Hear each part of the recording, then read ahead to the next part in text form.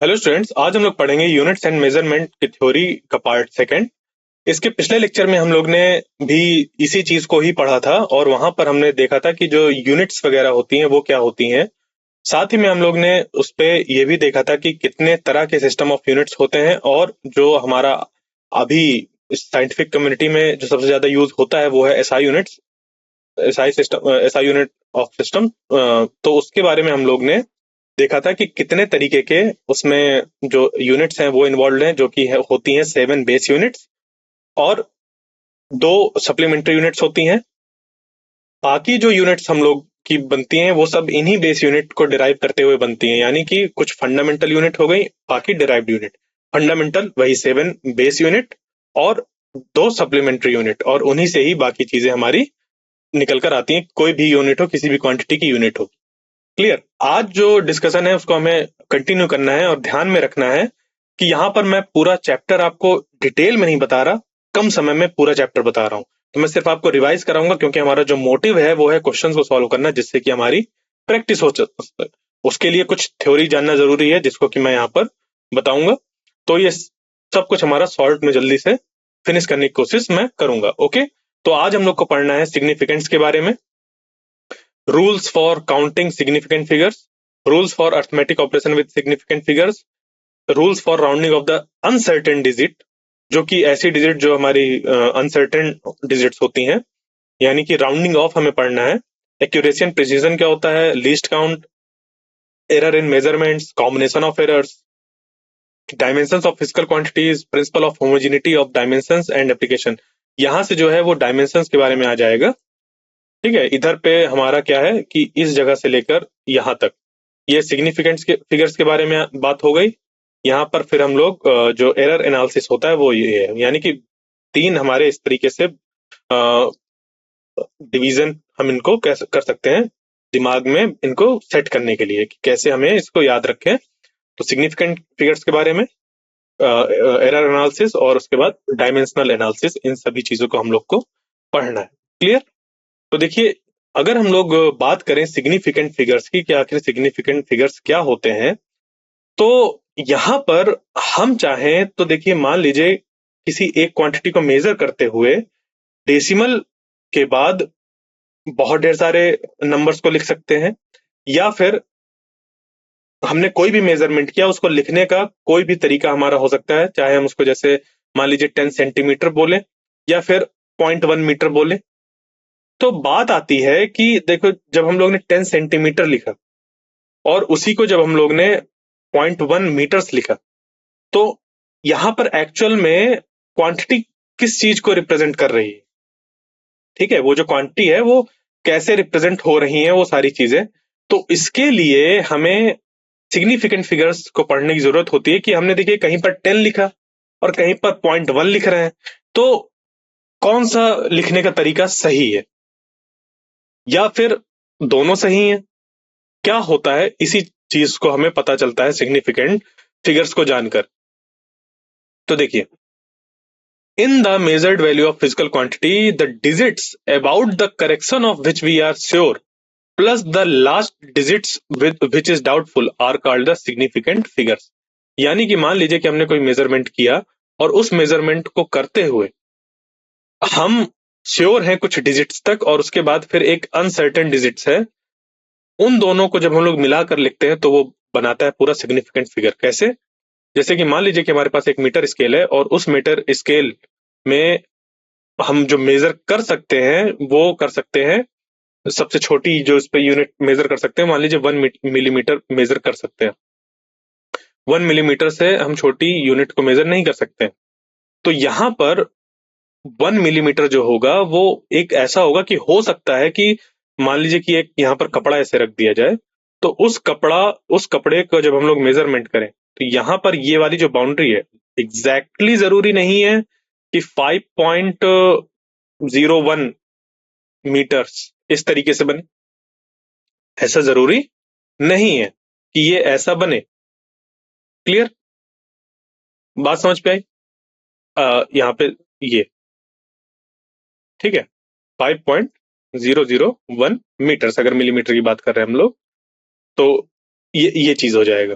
ठीक है, तो ऐसा जरूरी नहीं है कि ऐसा हो सकता है कि यहाँ पर मेजरमेंट करते वक्त यहाँ पर गलती से ये हो जाए कि ये जो वन है, ये वन हमारा मेजर हो जाए कैसे, यहाँ पर वन की जगह टू हो सकता है, तो ये हमारी सर्टेन डिजिट्स हो जाएंगे और ये फिर अनसर्टेन डिजिट हो जाएगी। क्लियर? ये चीज जब हम लोग इस पे फाइव का मतलब एक लेंथ ऑफ क्लॉथ मेजर कर रहे हैं तब इस तरीके से हो सकता है। तो जहां पर हमारी कुछ सर्टेन डिजिट्स हो और एक अनसर्टेन डिजिट हो, उसको मिलाकर हम लोग बोलते हैं सिग्निफिकेंट फिगर्स। क्लियर? बात समझ पे आ गई? जैसे कि 1 मिलीमीटर है, 1 मिलीमीटर का मतलब क्या होता है? 10⁻³ मीटर, यानी कि 1/10⁻³ जिसको कि हम 1000 भी लिख सकते हैं। तो इसको जब हम लोग करेंगे तो ये बन जाएगा कितना हमारा, ये 100.0, ठीक है, यानी कि 1 mm is equal to this much metre. इस तरीके से मतलब हम लोग इसको लिख सकते हैं। क्लियर? उसी चीज को यहाँ पर मैंने रिप्रेजेंट किया है कि ये जो आखिरी वाला हमारा है, ये एक अनसर्टेन डिजिट है। ये 1 mm भी हो सकता है या 2 mm भी हो सकता है, कहीं पर भी तो हो सकता है ना ये। अब एग्जैक्टली तो हम नहीं देखते हैं, जब भी मेजरमेंट करते हैं देखने की कोशिश करते हैं, बट वो 1 की तरफ भी हो सकता है या 2 की तरफ भी हो सकता है, तो वो एक अनसर्टेन डिजिट होती है। यहां तक तो सर्टेनिटी है, बट इसके आगे हमारी अनसर्टेन डिजिट होती है। क्लियर? ये चीज तो इस तरीके से हमें ध्यान रखना होता है। जैसे इसी मेजरमेंट को हम लोग कुछ ऐसे लिख सकते हैं कि 5 मीटर, फिर उस पे 60 सेंटीमीटर, तो 560 सेंटीमीटर दशमलव 1, ये भी लिखा जा सकता है। ये हम लोग लिख रहे हैं सेंटीमीटर्स पर, तो ये तो हमारी सर्टेन डिजिट हो गई, ये एक अनसर्टेन डिजिट हो गई क्योंकि मिलीमीटर वाला है ये। तो ये भी हमारा क्या कहलाएगा? Significant number of significant figures इस पे कितने हैं? 4 हो जाएंगे, 1 2 3 4। 3 एकदम सर्टेन है और एक अनसर्टेन डिजिट है। ठीक है, तो इसी को लिखने का तरीका देखिए, पिछले वाले को मैंने कैसे लिखा, पॉइंट ये ऐसे करके लिखा, इसको चाहे तो ऐसे लिख सकते हैं। अब मैंने इसको जब मीटर्स पर लिखा तो ऐसे लिखा, जब इसको सेंटीमीटर्स पर लिखा तो ऐसे लिखा, तो दोनों को लिखने का जो तरीका है वो देखो डिफरेंट लग रहा है कि डेसिमल इधर है, डेसिमल इधर है, बट इसमें इतनी चीजें सर्टेन है और एक अनसर्टेन है। वही चीज यहाँ पर है कि ये 3 सर्टेन है, 560 सेंटीमीटर तो हो गई होगा, या फिर इस पे 5 मीटर 60 सेंटीमीटर तो हो गई होगा। बस दिक्कत कहाँ पर है, वो आखिरी जो मिलीमीटर वाला है कि वो 1 मिलीमीटर भी हो सकता है या 2 मिलीमीटर भी हो सकता है, उसको हम लोग डिसाइड नहीं कर पाएंगे। क्लियर? इस तरीके से ये चीजें हम लोग सिग्निफिकेंट फिगर्स के बारे में डिस्क्राइब करते हैं कि आखिर वो किसी भी, जब हम मेजरमेंट करते हैं किसी क्वांटिटी का, तो सिग्निफिकेंट फिगर्स क्या होते हैं। ठीक है, मैं इसको एक बार और बता दूं आपको क्या मीनिंग है इसका, कि the digits about the correction of which we are sure plus the digits, या फिर plus the last digit which is doubtful. तो जो ऐसी डिजिट्स जो श्योर हो और ऐसे डिजिट जो डाउटफुल हो, उन सब को मिलाकर जितने हमारे नंबर बनते हैं, नंबर कहने का मतलब जैसे अभी बना था ना 560, ये तो ये हमारी सर्टेन हो गई, ये अनसर्टेन हो गई। ये पूरा मिलाकर हम बोलते हैं कि इस पे कितने हैं, 4 सिग्निफिकेंट फिगर्स है। क्लियर? जितना ज्यादा सिग्निफिकेंट फिगर्स होंगे उतनी ज्यादा हमारी जो मेजरमेंट है वो उतनी ज्यादा एक्यूरेट होगी। क्लियर? ये ध्यान दीजिएगा इस पे, यहां पर इन पॉइंट्स को ध्यान दीजिएगा। क्लियर? सिग्निफिकेंट फिगर्स क्या होते हैं? श्योर वाले जो डिजिट्स हैं वो प्लस डाउटफुल वाली, और जितना ज्यादा सिग्निफिकेंट फिगर्स होंगे उतना हमारी एक्यूरेसी होगी मेजरमेंट की। ये यहां से आपको याद रखना है। आगे बढ़ते हैं। कुछ रूल्स हैं किसी गिवन मेजरमेंट के सिग्निफिकेंट फिगर्स को मेजर करने के लिए। जैसे ये जो रूल्स है ना, इनको आपको बहुत अच्छे से समझना है, क्योंकि इससे क्वेश्चन पूछे जाते हैं। जब हम लोग अभी क्वेश्चन सॉल्व करेंगे आगे आने वाले लेक्चर्स पर, तो वहां पर आपको समझ पे आएगा कि कितने इंपॉर्टेंट है ये चीजें। जैसे पहला रूल क्या है कि all the non zero digit, इसका मीनिंग क्या है? जैसे कि 1 2 3 4 7 6 8 9, ये सारी कैसी हैं? नॉन जीरो डिजिट्स है। तो जितनी भी नॉन जीरो डिजिट्स मौजूद होती हैं किसी भी नंबर पर, किसी भी मेजरमेंट पर, वो हमारी क्या कहलाती हैं? सिग्निफिकेंट फिगर्स कहलाते हैं। तो जैसे लिखा हुआ है 2.738, तो इसमें कितने सिग्निफिकेंट फिगर्स होंगे? 4 सिग्निफिकेंट फिगर्स होंगे, क्योंकि 2 भी हमारा एक नॉन जीरो डिजिट है, 7 भी नॉन जीरो डिजिट है, 3 और 8 भी हमारी नॉन जीरो डिजिट्स हैं। इस कारण से इसमें 4 सिग्निफिकेंट फिगर्स होंगे। तो आपके पास कोई भी नंबर लिखा हुआ है, कोई भी एक मेजरमेंट किया गया है, उसकी आप उसका जो मेजरमेंट करके जो नंबर आया है वो आपके सामने लिखा हुआ है और आपसे पूछा कि इस पे कितने सिग्निफिकेंट फिगर्स हैं। तो आपको अगर वहां पर दिख रहे हैं सभी नॉन जीरो वैल्यूज इस तरीके से, तो आप जितने भी नॉन जीरो वैल्यूज उनको काउंट कर लीजिए, आपका आंसर आ जाएगा। समस्या तब आती है जब कुछ इस तरीके से आ जाए, जैसे 3.002। अब इस रूल के अकॉर्डिंग तो 3 और 2 तो सिग्निफिकेंट फिगर्स हैं ही, साथ ही में इन दो के बीच में ये जो हमारी दो नॉन जीरो डिजिट्स हैं, इनके बीच में जितने भी जीरो होते हैं उनको भी हमें as a significant figure count करना होता है।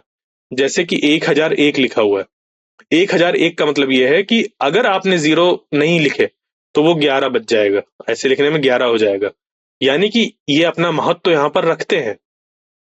ठीक है, एक सार्थक अंक है ये। इस कारण से इसको हम लोग क्या कहेंगे कि इस पे 4 सिग्निफिकेंट फिगर है। बिल्कुल इसी तरीके से जैसे यहाँ पर 3.002 में 2 एक नॉन जीरो, 3 एक नॉन जीरो, इसके बीच में 2 जीरो आ रहे हैं, तो ये यहाँ पर 1 2 3 4। ठीक है, यहाँ पर 4 सिग्निफिकेंट फिगर्स हो गए। कितने? 4 सिग्निफिकेंट फिगर। जैसे 209 को देखें तो 209 पर क्या है, 2 और 9 नॉन जीरो डिजिट्स है और उनके बीच में एक जीरो है, तो जीरो भी हमारा सिग्निफिकेंट फिगर की तरह ट्रीट किया जाएगा। क्लियर? तो all the zeros between two non zero digits are significant no matter where the decimal point is. Decimal point कहां पर भी है इससे फर्क नहीं पड़ेगा, बट हाँ नॉन जीरो डिजिट्स के बीच में अगर जीरो है तो हमें उन सभी को as a significant figure treat करना होगा। इसमें 3 हो गए और इसमें 4 हो गए। तो अभी हम लोग ने देखा कि अगर नॉन जीरो डिजिट्स होते हैं तो वो सारे सिग्निफिकेंट होते हैं, किसी नॉन जीरो डिजिट्स के बीच में अगर जीरो आते हैं तो वो जीरोस भी सिग्निफिकेंट फिगर की तरह काउंट किए जाते हैं। तो पहला रूल और ये दूसरा रूल मिलकर एक हमें बता रहा है कि किस तरीके से हम सिग्निफिकेंट फिगर्स को मेजर करेंगे किसी गिवन नंबर्स पर। बट अब यहां पर क्वेश्चन ऐसा आ सकता है कि मान लीजिए कि जो मेजरमेंट है वो कुछ इस तरीके से दिया हुआ है, तो अब क्या होगा? इस तरीके के केस में यहां पर आपको ध्यान देना है कि जैसे मान लीजिए कि ये डेसिमल लगा हुआ है और डेसिमल के लेफ्ट हैंड साइड पर कोई भी नॉन जीरो डिजिट नहीं है, यानी कि देखिए यहां पर जीरो है। सिंपल से कहने का मतलब कि अगर डेसिमल के लेफ्ट हैंड साइड पर जीरो है, क्लियर, और डेसिमल के बाद भी इस तरीके से जीरो लगे हुए हैं, उसके बाद फिर एक नॉन जीरो डिजिट आती है, तो यहां पर हमें इन सारे जीरो को भूल जाना है कि ऐसी भी कोई चीज है। इनको हम लोग बोलते हैं इनसिग्निफिकेंट फिगर। क्या बोलते हैं? Insignificant figure. ये जो है ये इनसिग्निफिकेंट फिगर है। तो 8 0 और 7 ये वाले हमारे सिग्निफिकेंट फिगर्स हैं। 8 0 7 कैसे हैं? सिग्निफिकेंट है। ये सिग्निफिकेंट है और ये इनसिग्निफिकेंट है। तो 8 0 7 है सिग्निफिकेंट, किस रूल से? ये सेकंड वाले रूल से। और थर्ड रूल कब लाना पड़ा हमें? हमें तब लाना पड़ा जब कोई हमने मेजरमेंट किया और वो 1 से छोटा है, जैसे कि लिखा हुआ है ना ये 0.00807, ये 1 से छोटा मेजरमेंट है। तो जितने भी जीरोज इस डेसिमल के राइट में होंगे इस नॉन जीरो डिजिट के पहले, और इस डेसिमल से लेफ्ट में जितने जीरो होंगे उन सभी को हम लोग हटा देते हैं। उन सभी को हम हटा देते हैं, तो जो डिजिट बचती है, जैसे 807 बची, इसमें हमारे 3 सिग्निफिकेंट फिगर्स आ जाएंगे। ठीक है, हटाने का मतलब ये है कि बस ऐसे छुपा लेते हैं, हटाकर अलग नहीं करते, बस ऐसे छुपा लेते हैं, जैसे अभी छुपा रखा है हमने, बाकी हटा दीजिए, फिर नंबर तो यही रहेगा। बट सिग्निफिकेंट फिगर्स की अगर बात की जाए तो सिर्फ यही है सिग्निफिकेंट फिगर्स। इन्हीं को हम लोग सार्थक अंक भी बोलते हैं। क्लियर? फिर आता है एक और नियम, और ये भी जीरो की वजह से ही आता है। जैसे कि मान लीजिए कि 12.3 मीटर्स लिखा हुआ है, इसी को हम लोग लिख सकते हैं 1230 सेंटीमीटर, और इसी को लिखा जा सकता है 12300 मिलीमीटर्स। तो एक्चुअल में अगर हम लोग देखें, देखिए यहाँ पर डेसिमल लगा हुआ है, डेसिमल के बाद एक नॉन जीरो डिजिट है, और उसके बाद फिर यहाँ पर कैसा है 12.3। तो इसके बाद क्या हमारे कोई जीरो है? नहीं है।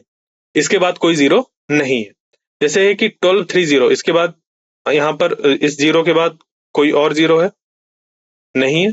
यहाँ पर 12300, इसके बाद कोई जीरो है? नहीं। ठीक है, तो अब ध्यान दीजिएगा, यहाँ पर एक ऐसा हमारा नंबर गिवन हो जो कि डेसिमल नंबर नहीं है, जैसे जैसे कि ये वाले। ठीक है, इसमें डेसिमल है? नहीं है। अभी इसको अगर इसको हम लोग हटा दें अभी कि ये चीज नहीं लिखी हुई है, इसको देखिए, इस पे डेसिमल पॉइंट है? नहीं है। इसमें डेसिमल पॉइंट है? नहीं है। तो इन तीन नॉन जीरो डिजिट्स के बाद वाले जो राइट हैंड साइड में जीरो होंगे, जिसको कि ट्रेलिंग जीरोस भी बोलते हैं, वो हमारे सारे इनसिग्निफिकेंट होते हैं। कैसे होते हैं? इनसिग्निफिकेंट, यानी कि इस पे इन दो नंबर्स पर, जैसे कि ये 12300 और ये 1230 सेंटीमीटर एमएम, डिफरेंट दो यूनिट है, बट इनमें जो सिग्निफिकेंट फिगर है वो सिर्फ तीन ही है, यानी कि 1, 2 और 3, 1, 2 और 3। क्लियर ये चीज? अब देखिए यहाँ पर ये जो डेसिमल नंबर लिखा हुआ है, इसमें 12.3 लिखा हुआ है, इसके बाद जीरो नहीं लिखा हुआ। ठीक है, तो ये हमारे तीन सिग्निफिकेंट फिगर हो गए। अगर आप गलती से भी अगर आप इस पे जीरो लगा देते हैं एक डेसिमल नंबर पर, तो वो भी सिग्निफिकेंट फिगर की तरह काउंट किया जाता है, और यही हमारा चौथा नियम। ठीक है, इनको, इन रूल्स को बहुत ही ध्यान से आपको पढ़ना है, क्योंकि बस इतने ही रूल्स हैं जो आपको काफी नंबर्स ऑब्टेन करा सकते हैं बहुत आसानी से। बहुत ही आसानी से आपको नंबर्स मिल सकते हैं, क्योंकि इससे क्वेश्चन पूछे ही जाते हैं और बहुत ही आसान होता है। बस आपको इन रूल्स को याद रखना होता है। जैसे कि जिस क्रोनोलॉजी पे मैंने आपको बताया कि जीरो एक भी नहीं है, जीरो बीच में है, जीरो एक डेसिमल नंबर है, वन से छोटा नंबर है, ये है रूल कि वन से छोटा है। फिर हमें देखना है कि जो इस नॉन जीरो डिजिट के लेफ्ट में जितने भी जीरो होंगे वो सारे ड्रॉप हो जाएंगे, बाकी जो डिजिट बचेगी उसको हम लोग काउंट करेंगे। उसके बाद अगर हमारा एक कोई ऐसा नंबर है जिसमें कि डेसिमल ना हो और उसमें राइट हैंड साइड में खूब ढेर सारे जीरो लगा रखे हो, तो वो सारे जीरो इनसिग्निफिकेंट होते हैं। ठीक है, उनको हम लोग भूल जाते हैं। ठीक है, बट जैसे कि यहाँ पर ये डेसिमल है, तो ध्यान दीजिए, डेसिमल के अगर नंबर है तो उसके बाद यहाँ पर अगर जीरो लगता है, जैसे कि इसमें 3.800, तो इस डेसिमल वाले नंबर पर जब डेसिमल होता है नंबर, उस समय फिर ये जो ट्रेलिंग जीरोज होते हैं वो सिग्निफिकेंट फिगर्स की तरह काउंट किए जाते हैं, और इसमें 4 सिग्निफिकेंट फिगर। तो इस पॉइंट और इस पॉइंट में आपको बहुत ज्यादा ध्यान देना है, क्योंकि यहां पर बहुत गलतियां करते हैं स्टूडेंट्स। क्लियर? आगे बढ़ते हैं। A choice of change of unit does not change the number of significant digits और फिगर इन द मेजरमेंट। ये ध्यान दीजिएगा कि जैसे कि यहाँ पर सेंटीमीटर पे हमने मेजर किया, इसको मिलीमीटर पे मेजर किया, और इसको मीटर्स पर मेजर किया। भले ही हमने किसी भी यूनिट पर मेजर किया हो, बट सिग्निफिकेंट फिगर्स उतने ही हैं। इसीलिए तो हमने डिफाइन किया सिग्निफिकेंट फिगर्स। नो मैटर हम किस यूनिट को लेकर मेजरमेंट कर रहे हैं, जो सिग्निफिकेंट फिगर है, जो अपना महत्व रखते हैं, जो एक सार्थक अंक जिन्हें कहते हैं, वो चेंज नहीं होते। जैसे कि इस पे भी 3 सार्थक अंक है, इस पे भी 3 सार्थक अंक है, और इस पे भी 3 सार्थक अंक है। क्लियर? तो यूनिट चेंज करने से सिग्निफिकेंट फिगर्स चेंज नहीं होते हैं, ये ध्यान रखिएगा। इस कॉन्सेप्ट से क्वेश्चन पूछे जाते हैं। क्लियर? एकदम सीधा क्वेश्चन होता है कि अगर एक नंबर दे दिया जाएगा कि अगर इस पे 3 है और इसका जो यूनिट है चेंज कर दी गई, तो उस पे फिर कितने सिग्निफिकेंट फिगर्स होंगे। ये पॉइंट आपको याद रखना है, और इससे आपका आंसर निकल कर आ जाएगा। आगे बढ़ते हैं यहां से, और इसी सिग्निफिकेंट फिगर्स पर ही हम देखेंगे कुछ और रूल्स। जैसे कि अभी हम लोग ने देखा कि जब हम लोग लिख रहे हैं किसी मेजरमेंट को, तो हम मीटर में मेजर करें, सेंटीमीटर पर मेजर करें, मिलीमीटर पर मेजर करें, तो लिखने का तरीका अलग अलग हो जाता है। तो एक स्टैंडर्ड तरीका जो है, साइंटिफिक नोटेशन जिसे बोलते हैं, कि एक साइंटिफिक नोटेशन पर जब हम लोग लिखते हैं, वो साइंटिफिक नोटेशन हमारा ऐसा होता है, A × 10⁻⁵, जहां पर ए नंबर हो सकता है 1 से लेकर 10 तक, कुछ भी हो सकता है, डेसिमल वगैरह में कुछ भी हो सकता है। और यहां पर हमें सिर्फ और सिर्फ सिग्निफिकेंट फिगर्स ही लिखने होते हैं, एक ही जगह पर सिर्फ और सिर्फ सिग्निफिकेंट फिगर्स। बाकी 10⁻⁴ बी करके ऐसे लिखा जाता है, जहां पर बी होता है ऑर्डर ऑफ द मैग्नीट्यूड। यहां पर ध्यान दीजिएगा, ऑर्डर ऑफ द मैग्नीट्यूड ये रिप्रेजेंट करता है ऑर्डर ऑफ द मैग्नीट्यूड। जैसे कि कहीं पर आपने देखा हो 9.1 इंटू 10⁻31 किलोग्राम, जैसे ये लिखा हुआ है, तो 9.1 हो गया ए और -31 हो गया बी। क्लियर ये चीज। उसके बाद फिर आता है हमारा एक और नियम कि मान लीजिए कि हमारे पास दो क्वांटिटीज थी और हमने उसको क्या किया, ऐड किया। जैसे कि 423.5 164.92 ग्राम्स को, 24.381 ग्राम्स को और 612.801 ग्राम्स को, इनको क्या किया हम लोग ने, ऐड किया। तो जब इनको ऐड करेंगे, मतलब सॉरी, इनको, इसको नहीं, ये तो आंसर है। इनको जब हम लोग ऐड करेंगे इन तीन नंबर्स को, तो जो आंसर निकल कर आएगा वो कितना निकल कर आएगा, 612.801। तो फाइनल जो आंसर हम लोग लिखेंगे जब ऐड कर रहे हो या सब्ट्रैक्ट कर रहे हो, मैं तब के लिए बता रहा हूं, आपको ये याद रखना है कि जितने भी नंबर्स हमने ऐड किए हैं उन गिवन नंबर्स में से ऐसा नंबर देखिए जो लीस्ट उसके डेसिमल प्लेस में हो। जैसे 423.5 में सिर्फ एक ही डेसिमल प्लेस है, जबकि इस पे 0.92 दो डेसिमल प्लेस है, इस पे 3 डेसिमल प्लेस है। ठीक है, तो आपने जब इसको ऐड किया तो ऐड करके तो इतना आया, बट जो फाइनल आंसर लिखा जाएगा उसको हम लोग 612.8 लिखेंगे। क्यों? क्योंकि एडिशन करते वक्त जिन क्वांटिटीज का एडिशन किया गया उसमें से जो लीस्ट डेसिमल प्लेस है वो 1 वाला है। ठीक है, सिर्फ एक ही प्लेस पर डेसिमल है, तो इस हिसाब से हम लोग इसको लिखते हैं। क्लियर? क्यों ऐसा है? क्योंकि जो लीस्ट प्रिसाइज मेजरमेंट है वो है इतना। इसी तरीके से जब बात आती है मल्टीप्लिकेशन या डिवीजन की, तो उस समय हमें क्या करना पड़ता है, उस समय हमें जो भी नंबर्स हैं उनका जब हम लोग क्या कर रहे हो, मेजरमेंट कर रहे हो, तो उसमें से जो लीस्ट सिग्निफिकेंट फिगर वाला है, लीस्ट सिग्निफिकेंट फिगर्स और डेसिमल प्लेसेस में अंतर होता है, ये ध्यान दीजिएगा। यहाँ पर लीस्ट डेसिमल प्लेस की बात होती है और इस पे बात हो रही है लीस्ट सिग्निफिकेंट फिगर्स की। क्लियर? तो देखिए जैसे यहाँ पर 243 इंटू 1243 डिवाइडेड बाई 44.65, इसमें 3 सिग्निफिकेंट फिगर, इसमें 4 सिग्निफिकेंट फिगर, इस पे 4 सिग्निफिकेंट फिगर। तो जब इसको हम लोग ने मल्टीप्लाई किया, मल्टीप्लाई करने के बाद क्या निकल कर आया, जैसे 6764.81522, तो यहां पर हमें क्या करना होगा, इस पूरे रिजल्ट को राउंड ऑफ करके लिखना होगा अप टू 4 सिग्निफिकेंट फिगर्स पर। क्लियर? तो जब इसको हम लोग राउंड ऑफ करेंगे तो ये कुछ राउंड ऑफ होकर हमारा 6765 इसमें कन्वर्ट हो जाएगा। क्लियर? 6765। तो इसको हम लोग सॉरी सॉरी सॉरी सॉरी इसको हम लोग मतलब लीस्ट सिग्निफिकेंट फिगर्स के टर्म्स पर लिखेंगे, तो इसको हम लोग साइंटिफिक नोटेशन पर कन्वर्ट करेंगे। ठीक है, इसको हम लोग साइंटिफिक नोटेशन पर कन्वर्ट करते हैं। तो इसको जब करेंगे तो 676 करके फिर इसको राउंड ऑफ कर देंगे यहां पर भी, तो ये हमारा 676 राउंड ऑफ हो जाएगा। ठीक है, इंटू 10⁻10 इस तरीके से लिख सकते हैं। क्लियर? यानी कि 6760 ये हमारा निकल कर आ जाएगा। क्लियर? इसका राउंड ऑफ करने पर। क्लियर? इस तरीके से इसको हम लोग लिखते हैं। तो इसका जो लीस्ट सिग्निफिकेंट फिगर्स को देखते हैं, तो लीस्ट सिग्निफिकेंट फिगर क्या है, 3 है। तो हमें यहाँ पर 3 ही सिग्निफिकेंट फिगर्स पर इसको कन्वर्ट करके लिखना होगा। क्लियर? यहां तक ये चीज है। इसका आंसर तो ऐसे कैलकुलेट होकर आ गया, बट जो रूल है हमारा उस पर हमें इस तरीके से लिखना होगा। तो इसको जो लिखा जाएगा वो इस तरीके से लिखा जाएगा, क्योंकि देखिए जब हमारे पास कोई डेसिमल नहीं होता है नंबर पे, तो जो राइट में जितने जीरो होते हैं वो सारे हमारे कैसे होते हैं, इनसिग्निफिकेंट होते हैं। तो यहाँ पर 3 सिग्निफिकेंट फिगर्स ही है। ठीक है, इनको ध्यान रखिएगा। आगे बढ़ते हैं।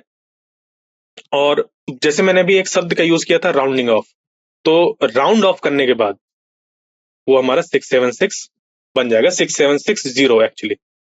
ठीक है, राउंड ऑफ करके 676 सिग्निफिकेंट फिगर्स होंगे ये 3, बट जो पूरा नंबर होगा वो 6760, और इसको ऐसे लिखा जाएगा क्योंकि इस तरीके से साइंटिफिक नोटेशन पर इसको जब हम लोग और आगे बढ़ाएंगे इसको,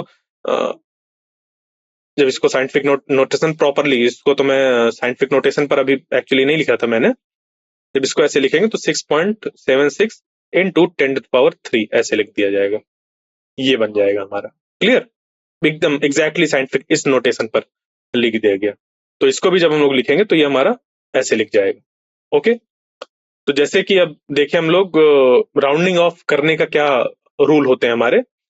तो जो मान लीजिए कि हमारे पास कोई नंबर है ये 18.764, इसको हम लोग को राउंड ऑफ करना है अप टू 3 सिग्निफिकेंट फिगर्स पर। तो हम लोग क्या करेंगे कि 3 सिग्निफिकेंट फिगर तो यहां तक होंगे, तो आखिरी के हमें इनको 2 ड्रॉप करना है। तो अब हम पूरा अपना ध्यान लगाते हैं इन 2 डिजिट्स पर। ठीक है, जैसे 2 टुकड़े कर लिए हमने, सिग्निफिकेंट फिगर और इनसिग्निफिकेंट फिगर। तो सिग्निफिकेंट फिगर का जो ये वाला होता है और इनसिग्निफिकेंट फिगर का ये वाला जो होता है, इनमें हम लोग ध्यान लगाते हैं और ये चेंज होता है इसके बेसिस पर। अगर ये वाला नंबर 5 से बड़ा है तो ये एक बढ़ जाता है, और अगर ये 5 से छोटा है ये इस जगह पर, तो ये घट जाता है। ठीक है, ये घट क्या जाता है, मतलब उतना ही रहेगा, घटता नहीं है, सॉरी, घटता नहीं है, वो उतना ही का उतना ही रहेगा। अगर 5 से बड़ा होता है तो बदल जाता है, वरना वो उतना का उतना ही रहता है। तो अगर इसको हम लोग को 3 सिग्निफिकेंट पर राउंड ऑफ करना है तो ये कितना हो जाएगा, क्योंकि ये वाला जो नंबर है वो 5 से क्या है, बड़ा है। 5 से बड़ा है तो ये बन जाएगा 8, बढ़ जाएगा। अगर ये 5 से छोटा होता तो कोई चेंज नहीं आता। ठीक है, जैसे अगर यहाँ पर मान लीजिए कि 4 होता तो ये बस अपने आप हट जाते चुपचाप, 187 18.7 बस बचता, हो गया। बट यहां पर क्या था कि 18.764 था, तो ये 5 से बड़ा है तो ये एक बढ़ जाएगा। ओके, ये आ गया निकल कर। मान लीजिए कि 18.74 लिखा होता तो ये सिर्फ हो जाता 18.7। क्लियर?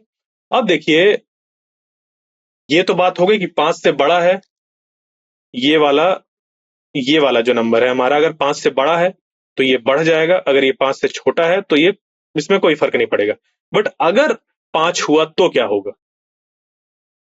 तो 5 अगर हो तो उसके लिए भी 2 एग्जाम्पल हम लोग लेते हैं। जैसे कि हम लोग को यहाँ पर 4 सिग्निफिकेंट फिगर्स रखने हैं, तो 17.845 है। तो यहां पर देखिए हमें इनको रखना है और इस इधर से हटाना है, और ये 5 है। तो अगर ये 5 है तो इसको इसके पीछे वाले को देखते हैं। अगर ये इवन होता है तो इसको ऐसे ही रखा रहने देते हैं, 17.84 हो जाएगा। और अगर अगर जैसे कि यहां पर हम लोग देखें, ये सिग्निफिकेंट फिगर हो गया, ये इनसिग्निफिकेंट फिगर हो गया। अब हमें इनको बचाना है, इनको हटाना है, तो यहाँ पर ये क्या है, 5 है। 5 से ये क्या है, इसके पहले वाला ऑड है, तो इसको एक बढ़ा देते हैं। क्या करते हैं, एक बढ़ा देते हैं और 8 बन जाता है। बस इतना नियम है हमारा राउंड ऑफ करने का। क्लियर? आगे बढ़ते हैं, एक्यूरेसी एंड प्रिसीजन की बात करते हैं। तो देखिए, एक्यूरेसी क्या होता है कि हमने जो वैल्यू मेजर करी है वो ट्रू वैल्यू से कितनी पास है। जैसे कि मान लीजिए कि एक रॉड है और उसकी एक्चुअल लेंथ 10 मीटर है, और अगर आपने उसकी जो लेंथ है वो 9.98 मेजर करी है किसी तरीके, या फिर 9.9 मेजर करी है, तो ये मेजरमेंट हमारा कहलाता है कि ये एक्यूरेट है, काफी एक्यूरेट है। ठीक है, इसकी एक्यूरेसी अच्छी है। क्लियर? क्योंकि ये क्लोज्ड वैल्यू के पास है, या फिर सॉरी, ये वैल्यू काफी क्लोज है एक जो इस रॉड की ट्रू वैल्यू है उससे। और प्रिसीजन ये होता है कि हम इसको कितनी प्रिसाइजली मेजर कर सकते हैं। जैसे कि 9.98 अगर हम लोग करके मेजर करें इसको, तो ये कहेंगे ये काफी प्रिसाइज मेजरमेंट है हमारा। या फिर अगर इसको 9.88 भी ऐसे अगर लिख दिया जाए तो हम लोग कहेंगे कि इसका प्रिसीजन ज्यादा है एज कंपेयर टू 9.9। ये हमारी ट्रू वैल्यू है। तो ये देखो, ये जो वैल्यू है 9.9 ये एक्यूरेट है और ये प्रिसाइज है, बट इसकी एक्यूरेसी लो है एज कंपेयर टू दिस। ठीक है, तो ट्रू वैल्यू से कितना पास है वो होता है हमारा एक्यूरेसी, और हम कितना लीस्ट मेजरमेंट कर सकते हैं, जैसे कि 9.88, वो हमारा कहलाता है कि अच्छा प्रिसीजन है। क्लियर? तो क्लोजनेस रियल वैल्यू से क्लोजनेस बताती है कितना एक्यूरेट है मेजरमेंट, और हम कितनी छोटी वैल्यू तक को मेजर कर रहे हैं वो हमारा प्रिसीजन होता है। और जो प्रिसीजन होता है वो हमारे मेजरिंग इंस्ट्रूमेंट के बारे में पता चलता है कि वो कितनी छोटी सी छोटी चीज को मेजर कर सकता है। आगे बढ़ते हैं इस पे। कि मान लीजिए कि जैसे अभी बात करी प्रिसीजन की, तो वो होता है मेजरिंग इंस्ट्रूमेंट्स की एक प्रॉपर्टी कह सकते हैं, और वो निकल कर आती है लीस्ट काउंट की वजह से। जितना ज्यादा लीस्ट काउंट होगा उतना प्रिसाइज हमारा मेजरमेंट होगा। तो किसी भी ऑब्जेक्ट का, सॉरी, किसी भी मेजरिंग डिवाइस का जो लीस्ट काउंट होता है, वो हम लोग डिफरेंट डिफरेंट तरीके से फाइंड करते हैं। जैसे कि अगर हम लोग वर्नियर कैलिपर्स की बात करें, तो इसको हम लोग, जो उसका एक मेन स्केल डिवीजन का रीडिंग होता है और जो total number of vernier scale division होते हैं उससे डिवाइड करते हैं, तो हमारा लीस्ट काउंट निकल कर आ जाता है।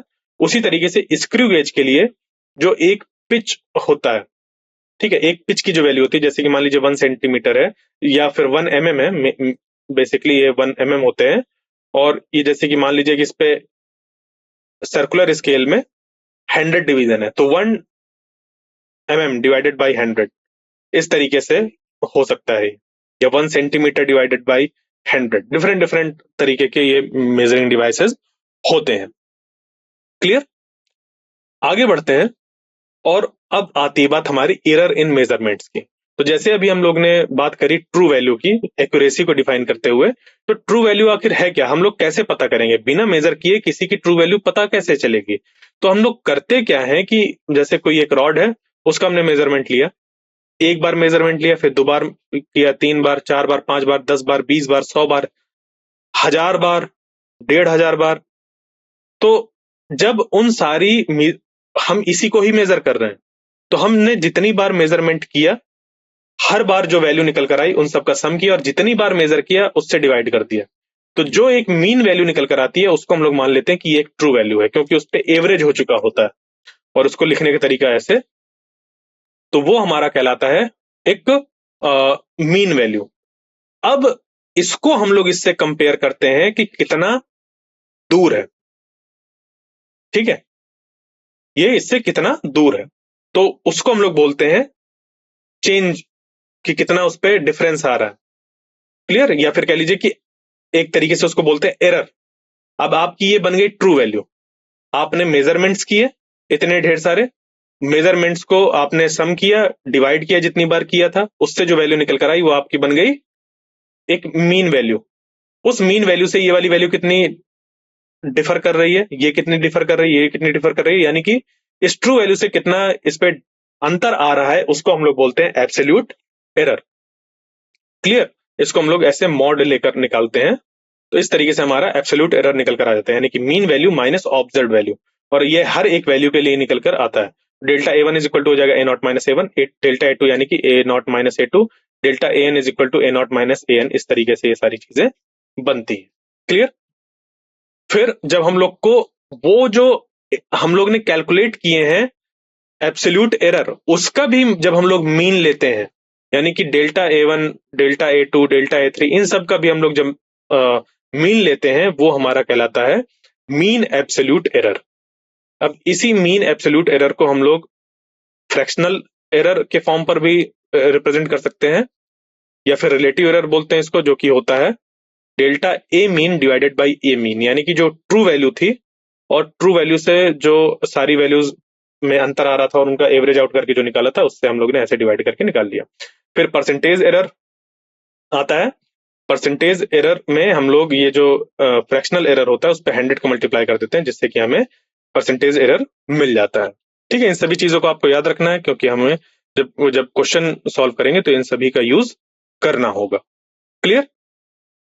अब यहां से फिर ये हमारा आ जाएगा कि जो मान लीजिए कि हमने कोई एक क्वांटिटी है, उसको क्या किया, इस तरीके से ऐड करके निकाला, सम करके। तो इस पे जब हम लोग सम करेंगे तो ये हो जाएगा डेल्टा एक्स यहाँ पर, plus minus delta A B plus delta A B. इनके ये एरर्स हैं, एरर्स ऐड होंगे। ठीक है, ये सारी चीजें, अगर मान लीजिए कि एक्स है वो एबीसी करके है, तो इनके जो एरर्स ऐड होंगे वो कुछ इस तरीके से ऐड होंगे कि delta X by X, delta A by A, delta B by B और डेल्टा सी बाई सी। अगर मान लीजिए कि कुछ इस तरीके से हमारे यहाँ पर नंबर्स लिखे हुए हैं, ये आपको और समझ पाएंगे जब हम लोग एग्जाम्पल को सॉल्व करेंगे। तो ये हो जाएगा delta X by X is equal to plus minus K, यही जो पावर थी K into delta A by A, I, या फिर कह लीजिए इसको L, delta B by B और N delta C by C, इस तरीके से निकल कर आ जाएगा। ओके, अब आता है हमारा डायमेंशनल एनालिसिस। तो उस पे डायमेंशंस क्या होते हैं? देखिए, डायमेंशन जो हमने 7 फंडामेंटल यूनिट्स पढ़ी थी, उन फंडामेंटल यूनिट्स के लिए हम लोग डिफाइन करते हैं डायमेंशन। क्लियर? और जैसे कि मास है, मास हम लोग मेजर कर सकते हैं किलोग्राम्स पर, ग्राम्स पर, बट उसको हम लोग कहेंगे तो मास ही ना। तो मास हमारा क्या है? एक डायमेंशन है। एरिया है, जैसे एरिया हमारा क्या हो सकता है? मीटर स्क्वायर, सेंटीमीटर स्क्वायर, ऐसा कुछ हो सकता है, बट वो बना तो लेंथ से है ना। या फिर जैसे लेंथ है, लेंथ जो है उसको हम लोग सेंटीमीटर, मीटर किसी पे मेजर कर सकते हैं, बट वो तो है ना लेंथ। तो ऐसी चीज जैसे कि मास, लेंथ, टाइम, इनको बोलते हैं डायमेंशन। तो वो जो 7 फंडामेंटल क्वांटिटी थी, उसी से ही हम लोग डायमेंशन को बनाते हैं। और डायमेंशनल फॉर्मूला लिखने का मतलब ये होता है कि जैसे लेंथ है, चाहे आप उसको सेंटीमीटर पे मेजर करिए, चाहे मीटर्स पे मेजर करिए, वो है लेंथ, उसके लिए एल रिप्रेजेंट करेंगे। ठीक है? आगे फिर एक चीज और आती है कि कोई भी एक्सप्रेशन में जब डायमेंशन हमारे लेफ्ट हैंड साइड के और right hand side, left hand side के और राइट हैंड साइड के सेम होंगे, तभी वो हमारा जो पूरा एक्सप्रेशन है वो एक तरीके से कह लीजिए कि सही है, वरना गलत है। जैसे लेंथ को आप लेंथ के बराबर कर सकते हैं, मास को मास के बराबर कर सकते हैं, फोर्स को फोर्स के बराबर कर सकते हैं, और टाइम को टाइम के बराबर कर सकते हैं। तो कोई भी एक्सप्रेशन जो भी डायमेंशन यहां बन रही है, उसी वही डायमेंशन इधर भी बननी चाहिए। लिखा वो कैसे भी हो, बट डायमेंशन दोनों की बराबर होनी चाहिए।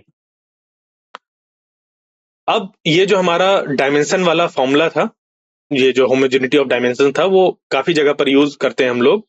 एक ट्रिक की तरह भी ये यूज होता है, और ये एज अ हमारा तरीका भी होता है क्वेश्चंस को सॉल्व करने का। तो अब ये कैसा है? जैसे कि मान लीजिए कि कोई एक फिजिकल क्वांटिटी है, हमने किसी एक यूनिट पर, और इसका ये मैग्नीट्यूड हो गया, और किसी दूसरी यूनिट पर ये इसका मैग्नीट्यूड हो गया, चीजों को मेजर किया। अब हमें एक सिस्टम ऑफ यूनिट से दूसरे सिस्टम ऑफ यूनिट्स पर कन्वर्ट करना है, तो उसके कन्वर्जन के लिए हम लोग इस फॉर्मूले का यूज करते हैं। ये क्या है, हम लोग जब क्वेश्चन सॉल्व करेंगे तो इसको यूज करेंगे, तब आपको वहां पर समझ पर आ जाएगा। इसको याद रखना है बस, कि जो इसकी यूनिट है उसको आपको लिखना है डायमेंशनल फॉर्मूले पर, इसके जो यूनिट्स है उसको डायमेंशनल फॉर्मूले पर लिखना है, इसका ये जो मैग्नीट्यूड है वो लिखना है, और इसका जो मैग्नीट्यूड है वो लिखना है। तो N2 का मैग्नीट्यूड कितना होगा वो हमें पता चल जाएगा, अगर हमें N1 पता है तो, और बाकी जो डायमेंशन है वो पता है तो। और ये डायमेंशनल एनालिसिस से ही निकल कर आ रहा है। क्लियर? इस तरीके से। अब ये हमारे कुछ डायमेंशनल हैं, ये डायमेंशनल फॉर्मूला है। जैसे कि पावर की अगर हम लोग बात करें, तो पावर जो होता है वो हमारा ml² T-³ होता है। अब देखिए, ये सारी चीजें आप लोग ने पढ़ी हैं शुरुआत से ही। जैसे कि फ्रीक्वेंसी है वो सेकंड इनवर्स होता है, ये उसकी यूनिट है, उसी को हम लोग हर्ट्ज भी बोलते हैं। बट डायमेंशनली वो क्या है? टाइम का इनवर्स है। ठीक है, कोई डिफरेंट चीज नहीं है हर्ट्ज, वो टाइम का इनवर्स ही है। जैसे टॉर्क है, न्यूटन मीटर, ml²T-2। तो ये सारे डायमेंशनल फॉर्मूला है, आप इनके स्क्रीनशॉट ले सकते हैं, और इसको आप देख सकते हैं, पढ़ सकते हैं, समझ सकते हैं। ठीक है? ये सारी क्वांटिटीज हैं। इसी तरीके से ये भी हैं। इनको आपको देखिए निकालना आना चाहिए। जब हम लोग क्वेश्चन सॉल्व करेंगे तब वहां पर हम लोग निकालना भी सीखेंगे। अगर आपने यूनिट्स समझ रखी हैं तो उससे डायमेंशनल फॉर्मूला निकालना बहुत आसान हो जाता है। भले ही आपको ये सारे याद हो, बट आपको जैसे फोर्स है, फोर्स का याद होना चाहिए, मास के बारे में पता होना चाहिए, लेंथ के बारे में पता होना चाहिए। ये सारी चीजें जब हम लोग क्वेश्चन सॉल्व करेंगे तब इन सारी चीजों को सॉल्व करते हुए आगे बढ़ेंगे। क्लियर? ये भी आप इनको याद रख सकते हैं। अब बढ़ते हैं हम लोग आगे, और अभी तक हम लोग ने जितना पढ़ा है उसको देख लेते हैं कि क्या क्या चीजें पढ़ी हैं। क्योंकि जो यूनिट एंड मेजरमेंट वाला चैप्टर, उस पे यही सारी चीजें हैं। और जो आखिरी के जो मैंने डायमेंशन वाले बताए, उसको याद करने के लिए आप कितने चीजों को याद कर सकते हैं? किसी का भी डायमेंशन पूछ सकता है। याद है तो बहुत अच्छा है, वरना हम लोग निकालना इसको सीखेंगे जब हम लोग क्वेश्चन सॉल्व करेंगे। फिलहाल जो हम लोग ने अभी तक अपने इस लेक्चर में पढ़ा उसको एक बार रिवाइज कर लेते हैं, क्या क्या है।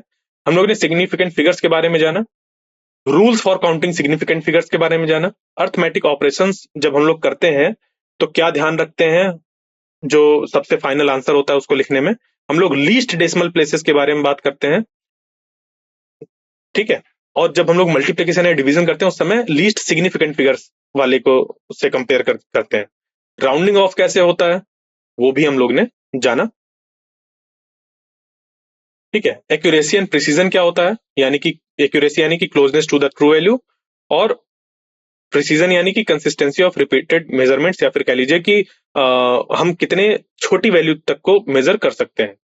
Least count smallest division on an instrument can measure accurately. फिर उसके बाद एरर इन मेजरमेंट्स को देखा हम लोग ने। कॉम्बिनेशन ऑफ एरर्स के फॉर्मूले आपको बताए कैसे करना है। अब उनको यूज कैसे करना है उसको हम लोग आगे जब क्वेश्चन सॉल्व करेंगे तब इस्तेमाल करेंगे।